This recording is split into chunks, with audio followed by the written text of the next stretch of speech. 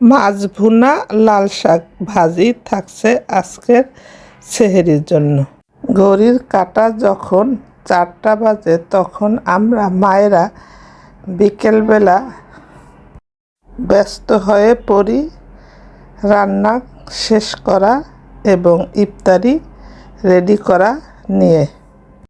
ছোট চিংড়ি মাছ দিয়ে রান্না করলাম লাল শাক, আর এক চুলায় ভাজি করতেছি মাছ।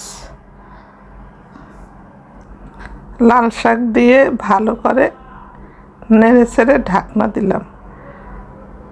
এবার কারেন্টের চুলায় দিলাম লাল শাক, আর গ্যাসের চুলায় আনলাম মাছ ভাজি। মাছটা ভালো করে উল্টে দিলাম, ওদিকে লাল শাকটাও একটু নেড়ে দেব।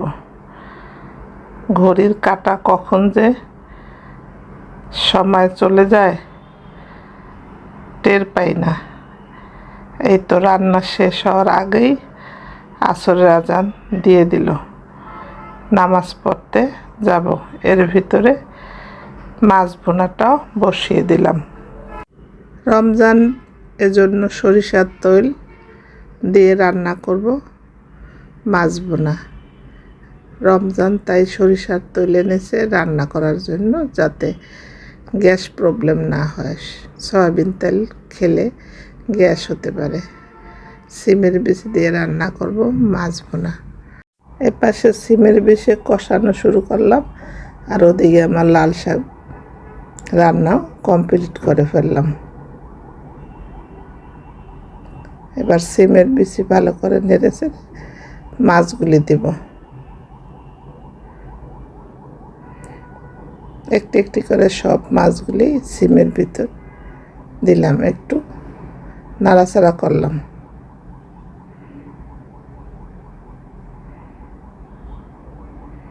এবার গরম পানি দিলাম আর কাঁচামরিচ দিলাম।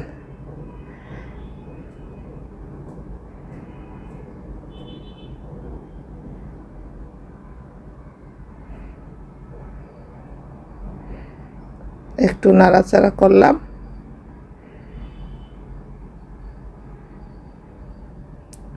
ঢাকনা দিয়ে রান্না করব 5-7 মিনিট। শেষ পর্যায়ে কিছুটা ধনেপাতা কুচি করে দিয়েছি। এবার আলতো করে মাছ যাতে ভেঙে না যায় একটু নাড়াচাড়া করব।